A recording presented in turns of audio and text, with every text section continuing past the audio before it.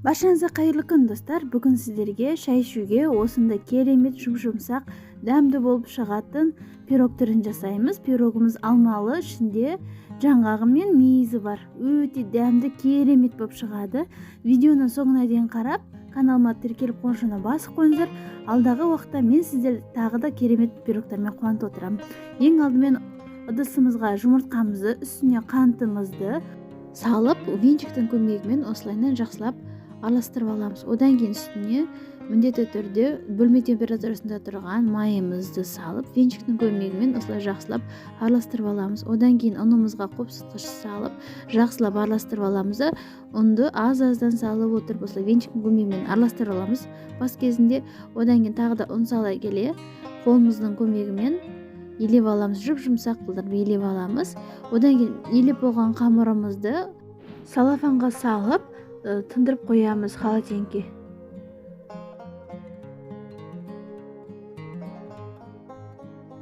Жуып дайындап алған алмаларымызды жіңішкелеп тұрап, сақтап төрпіштеп турап аламыз. Достар, мен YouTube арнама әлі де тіркелмесеңіз, астадағы қызыл подписаться деген кнопканы бассаңыз және жандағы қоңырауына басып қойсаңыз, алдағы уақытта менің рецепттерімді жібермей көріп отыратын боласыз. Енді қалың ыдысқа табамызға осылай алмаларымызды салып, үстіне 2-3 қасық қантымызды салып, жақсылап қуырып аламыз 1-2 минуттай. Одан кейін үстіне жуып дайындап алған мейізімізбен грек жаңғағында қосып аламыз. Салып, жақсылап араластырып қуырып аламыз. Одан кейін үстіне кукурузный крахмалды салып араластырамыз.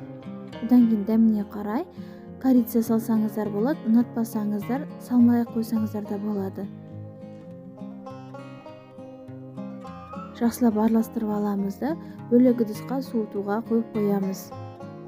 Ал оған дейін біз қамырымызды алып шығып, ыдысымызға жайғастырамыз. Қамырымызды екіге бөліп аламыз. Одан кейін қамырымызды осылайынан қолымызбен немесе оқтаудың көмегімен жайып шықсаңыздар да болады. Мен осылай қолдың көмегімен барлық жеріне жайып шықтым.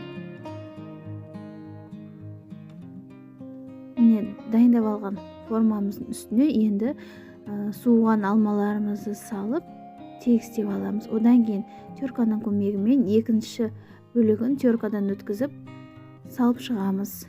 Қызып тұрған пешімізде 180 градуста 35-40 минут пісіріп аламыз. Енді духовкаларыңызға байланысты пісіріп аласыздар. Міне біздің пирогымыз пісті, өте керемет дәмді болып шығады. Видеоны соңына дейін қарағандарыңызға рахмет. Каналыма тіркеліп қоңырауына басып қойыңыздар. Алдағы уақытта осындай керемет рецепттер шығып тұрады.